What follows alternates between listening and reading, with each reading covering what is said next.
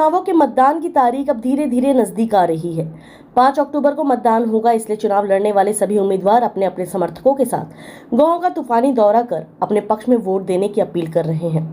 इसी कड़ी में बुधवार को सोहना तावड़ू विधानसभा सीट से कांग्रेस प्रत्याशी रोहताश खटाना ने पूर्व विधायक शहीदा खान, कांग्रेस नेता डॉक्टर शमसुद्दीन, कांग्रेस नेता पहलवान सतबीर खटाना, कांग्रेस नेता फारूक अहमद के साथ तावड़ू खंड के दर्जनों गांव का दौरा कर अपने पक्ष में वोट मांगे।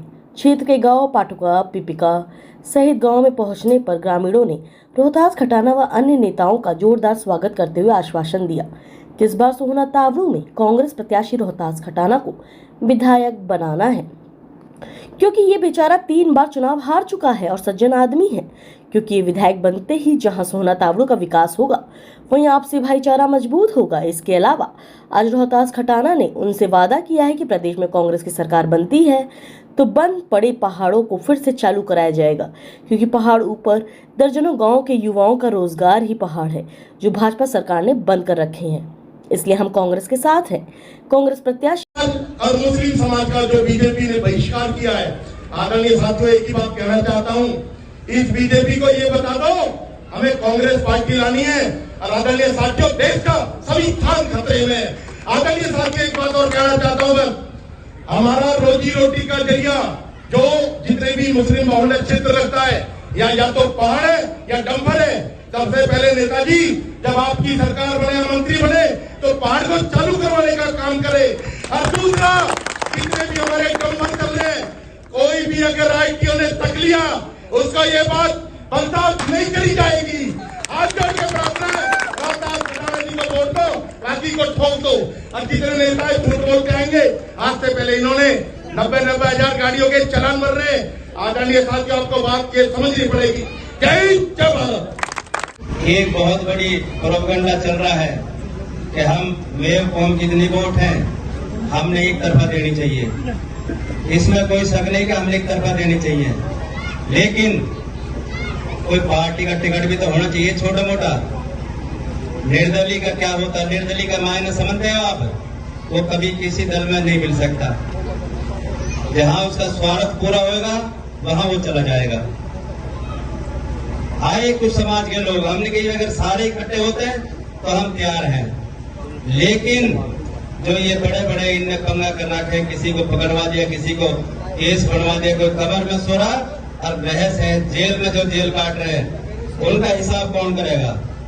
पहले ये हिसाब करके आए, फिर हमसे समाज इस बात की कहे कि भाई आप समाज के साथ रहे हो, तो मैं वादा करता हूँ आपसे, अगर ये बात हो जाती तो इंशाल्लाह हम खटाना साहब के साथ ना रहते, हम उस भाई के साथ चले जाते।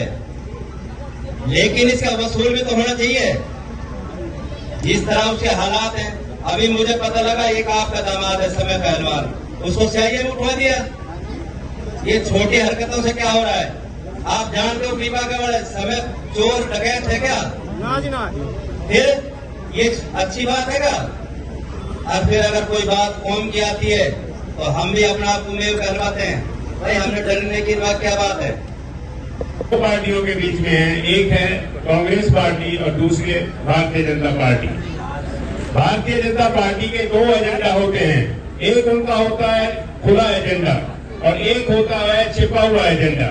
जो खुला एजेंडा होता है उसमें वो खुलेआम हिंदू मुस्लिम मंदिर मस्जिद, ये उनका खुला एजेंडा है। और खुलेआम जितना नुकसान हो सकता है वो माइनॉरिटीज का करती है, ये उनका खुला एजेंडा है, इसमें कोई शक नहीं। दूसरा उनका होता है छिपा हुआ एजेंडा, और छिपा हुआ एजेंडा जब इलेक्शन आता है 5 साल में, तो वो अपनी एक बी टीम तैयार करते हैं और मुस्लिम वोटों को काटने के लिए वो बी टीम होती है। अपने कैंडिडेट उतारते हैं, अपने कैंडिडेट जो भी अपने उनके कैंडिडेट होते हैं उनकी फंडिंग भी अपने आप करते हैं, चाहे कोई भी पार्टी हो। तो इसलिए आपको इस छिपे हुए एजेंडा से बचना है। किसी तरह से कोई भी आपको बगलाए, कोई कहे कि भाई हिंदू मुस्लिम का इलेक्शन है, बिल्कुल नहीं। हमें आपसी भाईचारा बनाए रखना है और हमें अपनी कांग्रेस पार्टी, हमारी पार्टी आ रही है, कांग्रेस पार्टी की सरकार आ रही है। जो ये निर्दलीय उम्मीदवार हो या दूसरी टीम हो, दूसरी पार्टियां हो, ये सब बीजेपी के कैंडिडेट हैं और ये बीजेपी वालों ने अपना इसको बीजेपी के कैंडिडेट को जिताने के लिए साजिश रची हुई है। तो आपको एक एक वोट सोच समझकर किसी तरह के उसमें बहकावे में नहीं आना है। मुझे पूरी उम्मीद है कि आपकी एक एक वोट कांग्रेस को हाथ के निशान पर बटन पे हाथ। रोहतास खटाना ने पाटुका पेपिका सहित गांव के होते हुए स्वागत पर ग्रामीणों का आभार व्यक्त करते हुए कहा कि ये जोश व उत्साह 5 अक्टूबर तक इसी तरह बना कर रखें। बाकी विधायक बनने के बाद मैं आप लोगों को भला कर दूंगा, ये मेरा वादा है।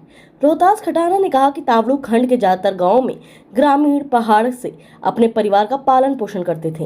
कुछ लोगों ने डंपर बना रखे थे, लेकिन भाजपा सरकार ने जहां पहाड़ों को बंद कर दिया वही डंपरों को भी बंद कर रखा है। इसलिए मैं आज वादा करता हूं, कांग्रेस की सरकार बनते ही जहां पहाड़ों को लीगल तरीके से शुरू किया जाएगा, वहीं डंपरों से होने वाली अवैध उगाही को भी बंद कर दिया जाएगा, ताकि यहां के लोग अपने परिवार का पालन पोषण कर सकें।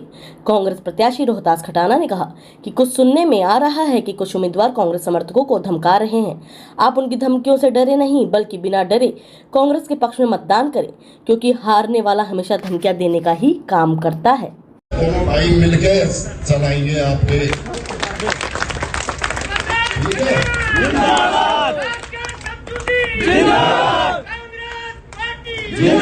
जो भी सरकार से ग्रांट लाएंगे, दोनों भाई बैठ के सलाह मिला के तीसरा एक और ही सहीदा काम रहे है।